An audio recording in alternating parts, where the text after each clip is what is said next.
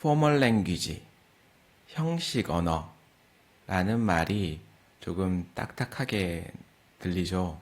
물론 학문적으로 들어가면 실제로 조금 딱딱하고 엄격한 내용이라고 느낄 수도 있겠지만 사실 그것의 본질만을 살펴본다면 그렇게 어려운 내용은 아니라고 말할 수도 있을 것 같습니다. 이 formal이라는 단어는 natural에 대비되는 용어로서 선택이 됐다고 볼 수가 있는데 내추럴 랭귀지는 인간이 자연스럽게 획득하는 말 그대로 자연 언어를 뜻하는 거죠.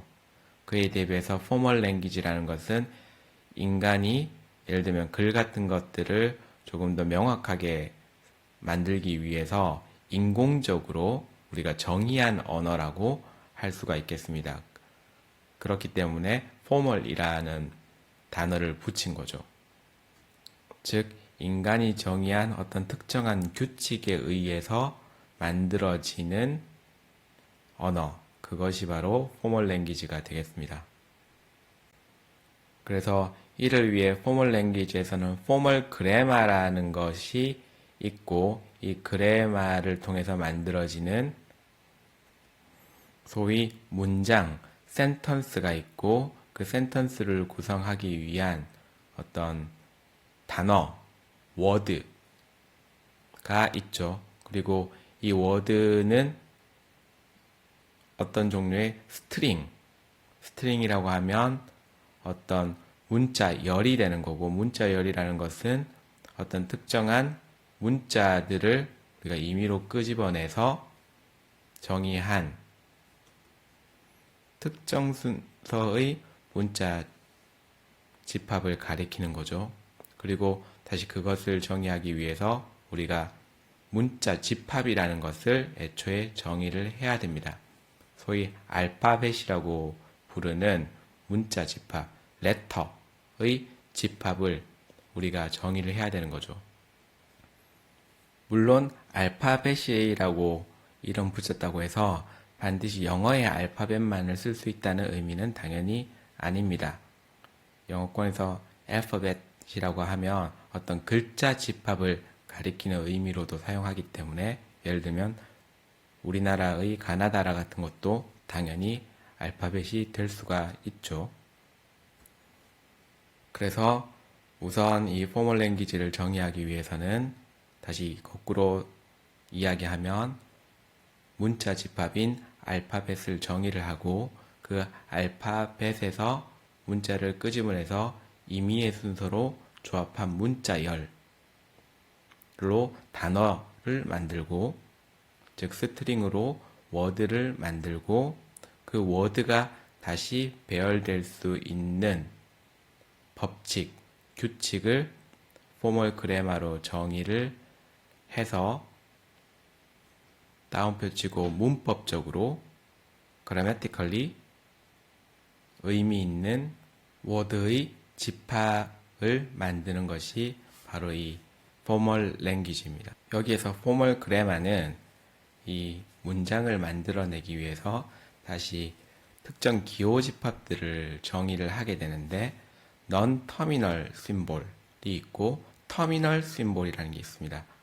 non-terminal이라는 것은 우리가 일반적으로 사용할 때 우리나라에서 사용할 때 버스 터미널 같은 형태로 많이 사용이 되죠. 그때 버스 터미널이라는 것은 어떤 의미입니까? 버스 타는 곳? 그렇다면 터미널 탄다는 뜻일까요? 그건 아니겠죠. 버스 터미널을 터미널이라고 부르는 이유는 그곳에서 버스가 빠져나가고 혹은 도착하기 때문이죠. 즉 버스가 접근하는 가장 끝단을 뜻하는 것이 바로 버스 터미널이라고 할 수가 있습니다. 혹은 어떤 지역의 경계에 있어서 그 지역의 경계에서 다른 지역의 경계로 넘어갈 수 있는 그게 바로 터미널이죠. 영화 터미네이터에서의 터미네이트의 의미는 뭐였습니까? 끝장낸다는 거였죠. 끝낸다. 그래서 터미네이터 하면 누군가를 죽이는 자, 누군가를 끝내는 존재니까 살인자, 킬러의 의미가 있었죠. 그것을 굉장히 좀 돌려서 표현한 단어라고 할 수가 있죠. 그래서 터미널이라는 것은 끝나는 어떤 것이라는 겁니다. 그래서 터미널 심볼이라고 하면 끝나는 기호, 어떤 정보가 가장 마지막에 도달한 기호라는 겁니다. 넌 터미널이라는 것은 거기서 끝나는 게 아니라 거기서 뭔가 더 나갈 수 있다는 거죠. 더 변할 수 있는 것. 거기서 끝나는 게 아니라 더 무언가 발전할 수 있는 여지가 있는 것. 그게 넌 터미널입니다. 그랬을 때 넌 터미널 심볼 집합을 정의를 하고 터미널 심볼 집합을 정의를 합니다. 그리고 그 넌 터미널 심볼과 심볼을 이용해서 프로덕션 룰을 정의를 하죠. 영어로 프로덕션이라는 것은 생산한다는 뜻입니다. 혹은 출산한다. 그래서 예전 사극, 영국이나 유럽 나라들의 사극을 보면 예전에 아이가 태어나는 것을 프로덕션이라고 표현하는 것을 우리가 볼 수가 있습니다. 우리나라 사극에서도 보면 이제 예전에 아이가 태어나면 궁궐에서 아기씨를 생산하셨습니다 라고 하죠. 그 생산, 무언가를 없던 것을 만들어내는 것, 이 세계에 없던 것을 만들어내는 것을 프로덕션이라고 하는데, 그래서 제품을 생산하는 것도 프로덕션이라고 마찬가지로 하고, 그렇게 생산된 것을 프로덕트라고 하죠. 그래서 이 포멀 그래마에서 프로덕션 룰이라는 것은 그렇게 이 포멀 랭귀지에 원래는 포함되지 않았던 여러 가지 워드들을, 센턴스들을 만들어내는, 생산하는 그러한 규칙이라는 뜻입니다. 그리고 그래서 이 포멀 그래마에 있는 프로덕션 룰을 통해서 이 포멀 랭귀지에 있는 센턴스나 워드가 점점점 자연스럽게 커지게 되죠. 더 많아지게 되죠. 처음에 룰과 문자열 집합을 정했을 때는 그 랭귀지 안에 있는 센턴스와 워드가 거의 비어있는 상태였다면 그것들이 계속 자가 발전을 하면서 점점 정보량이 더 늘어나게 됩니다. 물론 그것은 기계적으로 어떤 그 스트링들의 나열이 많아진다고 할 수가 있고 그 의미가 많아지는 것은 또 별개의 차원의 문제이겠습니다만 여러분들이 거기까지 이해할 필요는 현재 단계에서는 없고 따라서 그게 기계적으로 형식적으로 어떻게 작동하는지만 이해를 하면 우선 되겠습니다. 그래서 이 프로덕션 룰을 조금 더 자세하게 살펴보면 예를 들어서 A, B, C라는 non 터미널 심볼이 있을 수가 있고 이때 A, B, C는 대문자로 써봅시다. 대문자 A, 대문자 B, 대문자 C라는 non 터미널 심볼이 있고 또 소문자 A, B, C라는 터미널 심볼이 있을 수가 있습니다. 우리가 그렇게 정의를 할 수가 있죠. 그랬을 때 프로덕션 룰이라는 것은 예를 들어서 대문자 A가 화살표 치고 B로 바뀔 수 있다. 혹은 다른 말로 하면 A는 B를 프로덕션, 즉 생산할 수 있다. 라는 규칙을 정의를 할 수가 있습니다. 조금 더 간단하게 표현하면 A 오른쪽 화살표 B라고 간단하게 표현할 수가 있겠죠. 그리고 또 다른 규칙으로 B 오른쪽 화살표 A, C라고 정의를 할 수가 있습니다. A, C가 서로 연달아 나열된 형태이죠. 그리고 이 프로덕션 룰은 하나의 그 왼쪽 심벌이 반드시 한 번만 사용될 수 있는 것은 아니기 때문에 대문자 A는 다시 소문자 A를 생산할 수도 있습니다. A 오른쪽 화살표 소문자 A 대문자 B 오른쪽 화살표 소문자 B 그리고 대문자 C 오른쪽 화살표 소문자 C 같은 규칙이 같이 존재할 수 있는 거죠. 그런 상태에서 이 규칙을 계속 반복적으로 적용하면 어떤 스트링이 만들어질 수가 있습니까? 대문자 A는 대문자 B가 될 수 있고 대문자 B는 또 대문자 AC가 될 수가 있었으므로 처음에 대문자 A가 주어지면 대문자 A는 대문자 AC로 바뀔 수가 있죠. 또 AC의 A는 다시 B로 바뀔 수가 있으니까 그것이 다시 BC로 바뀔 수가 있습니다. 그리고 B는 다시 AC가 될 수가 있으므로 ACC가 될 수가 있죠.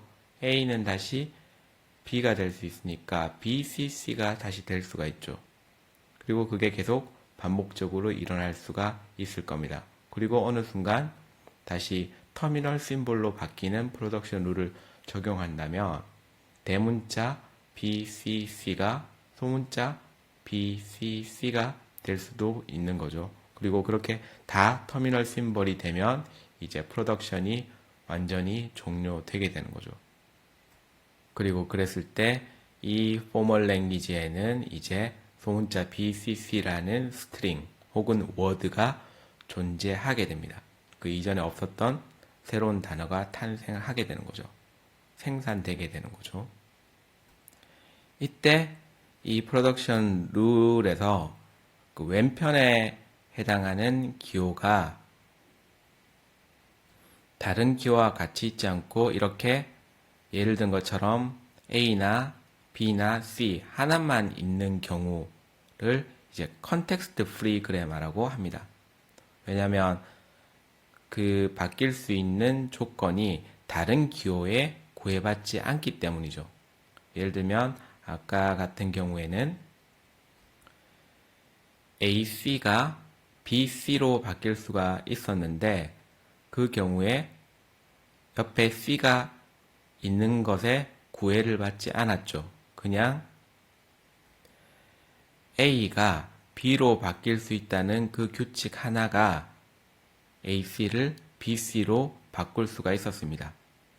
즉 하나의 기호의 앞 뒤에 어떠한 컨텍스트, 문맥이 있는지, 어떤 심볼이 있는지에 상관없이 자유롭게, 즉 컨텍스트 프리하게 프로덕션이 진행될 수가 있는 거죠. 그것이 바로 컨텍스트 프리 그래마의 특징입니다. 물론 모든 포멀 그래마가 컨텍스트 프리 그래마는 아니겠죠. 예를 들면 우리가 프로덕션 룰을 라지 A, B, 오른쪽 화살표 C라고 만들게 된다면 A만 있거나 B만 있는 경우에는 C로 프로덕션이 일어나지를 못하겠죠. 반드시 A와 B가 순서대로 나란히 옆에 같이 붙어 있어야만 그 프로덕션이 있을 수가 있고 따라서 그 프로덕션 룰은 B나 A의 관점에서 컨텍스트 프리가 아닌 거죠. 그리고 그래서 이 컨텍스트 프리 그래마라는 것이 이론적으로 정립됨으로 인해서 이제 우리가 뒤에 다시 살펴보게 될 프로그래밍 랭귀지라는 것이 명확하게 개발될 수 있게 되었습니다. 왜냐하면 어떤 특정한 알지브라, 계산, 오퍼레이션을 하는 데 있어서 다른 연산이 언제나 조건부로 존재해야만 한다면 그것에 우리가 특정 의미를 매핑시키기가 좀 어렵습니다.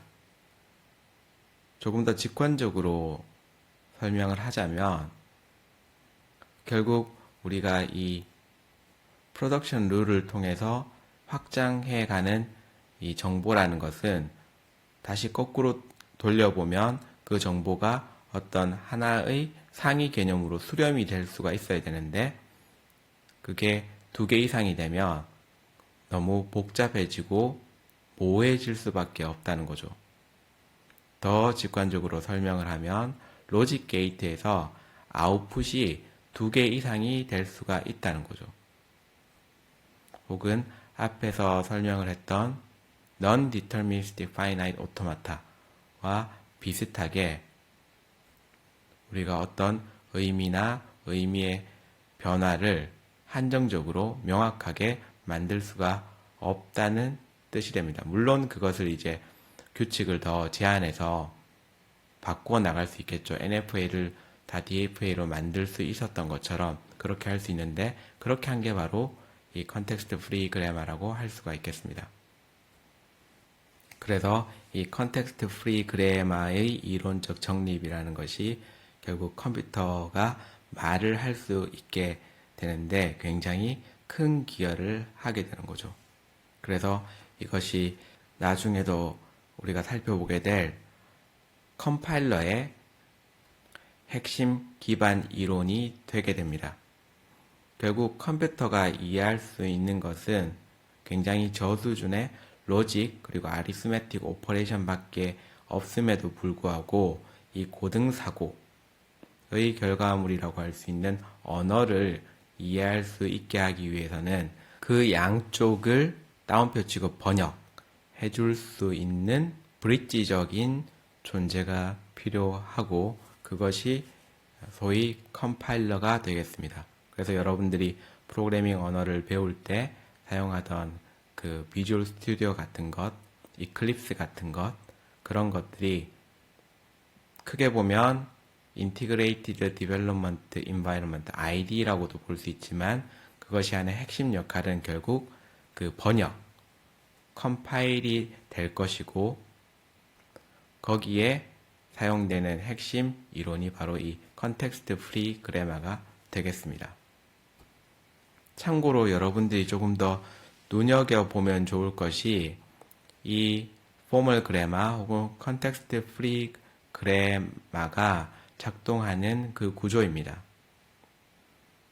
조금 전에 설명했던 그 A가 B가 되는 것, 그리고 B가 다시 AC가 되는 그런 프로덕션 룰이 계속 작동하는 그 구조가 일종의 리라이팅 시스템이 된다는 것을 우리가 인식을 할 필요가 있다는 거죠. 리라이팅이라는 것은 말 그대로 다시 쓴다는 건데, A가 A로 끝나는 게 아니라 A가 B가 되고 다시 AC가 되고 BC가 되고 다시 ACC가 되는 그러한 일련의 과정들이 기호를 계속 다시 써나가는 구조라는 거죠.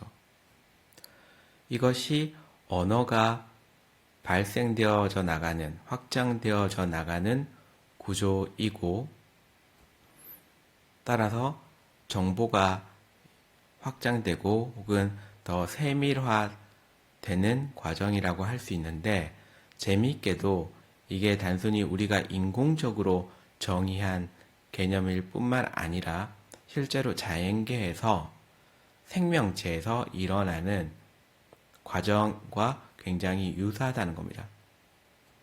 예를 들면 여러분들은 생물학 시간에 DNA와 RNA, 단백질을 배웠을 것이고 그들 간의 관계를 배웠을 겁니다.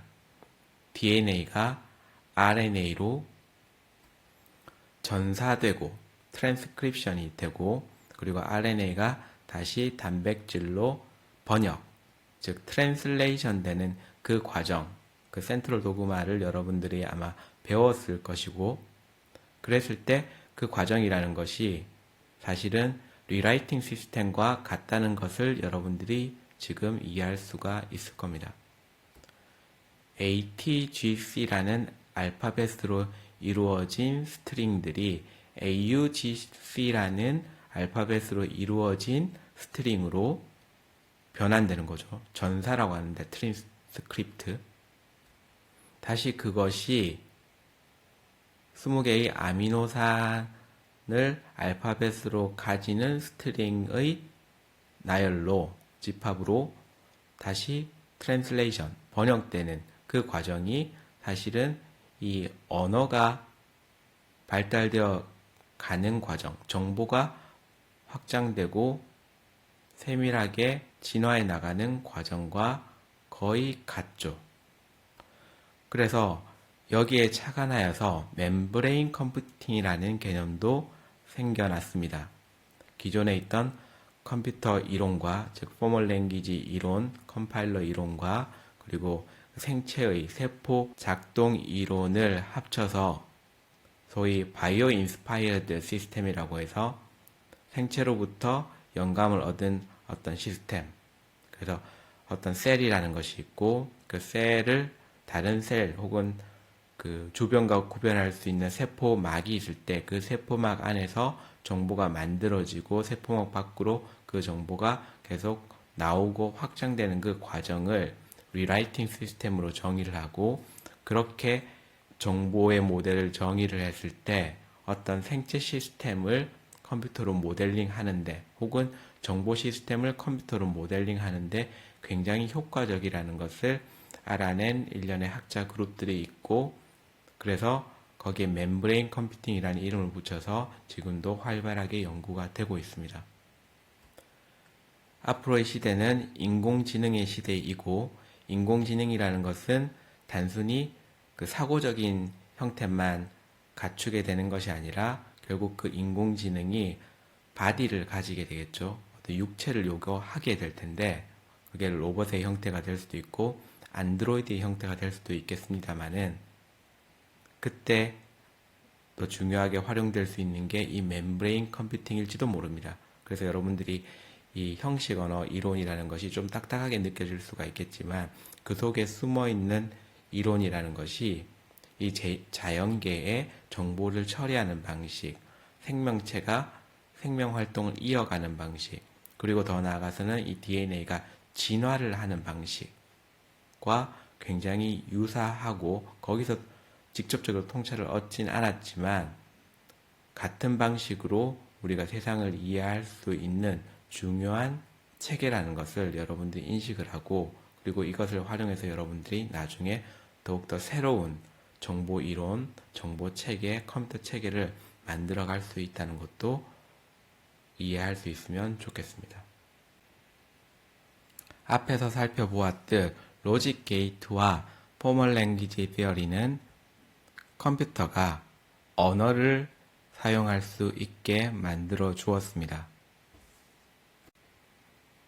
그리고 그 언어를 통해서 프로그램을 만들 수 있게 되었죠. 소위 프로그래밍 랭귀지라는 것이 탄생하게 되었습니다.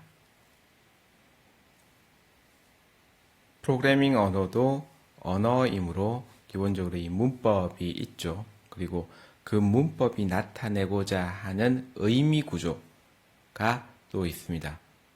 그것을 이제 신텍스와 시멘틱스라고 하죠. 그랬을 때 이 포멀 랭귀지 시어리 혹은 컨텍스트 프리 그래마를 통해서 우리가 신텍스는 이 프로그래밍 언어에 알맞는 형태로 정의를 할 수가 있습니다. 그리고 그러한 프로그래밍 언어가 여러 개 생기게 되면서 그러한 각각의 프로그래밍 언어의 신텍스, 문법을 명확하게 정의해 줄 수 있는 문법을 위한 문법도 만들어지게 됩니다. 소위 메타 신텍스라고 하는 거죠. 그중 가장 대표적인 것이 BNF, 베커스 나우어 폼이라는 건데, 베커스라는 학자와 나우어라는 학자가 공동으로 기여를 해서 만든 메타 신텍스라고 해서 BNF라고 하고, 그거의 확장된 형태를 또 Extended BNF, eBNF라고 부릅니다. 그래서 여러분들이 아마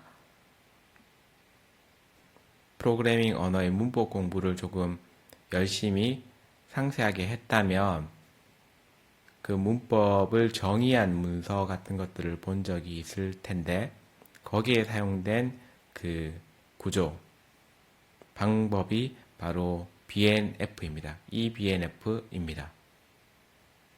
우리가 앞서 살펴봤던 프로덕션 룰에서 오른쪽 화살표로 표시했던 것을 이제 이 BNF에서는 그것이 단순히 확장된다는 의미뿐만 아니라 애초에 이 컴퓨팅이 달성하고자 하는 그 algebraic form, 대수적 형태를 많이 반영을 하여서 오른쪽 화살표 대신에 콜론 equal을 쓰죠. 그래서 오른쪽에 있는 정보가 최종적으로 왼쪽에 있는 정보로 취합된다, 번역된다, 도출된다 라는 뜻으로 이제 그런 걸 쓴 것 같습니다.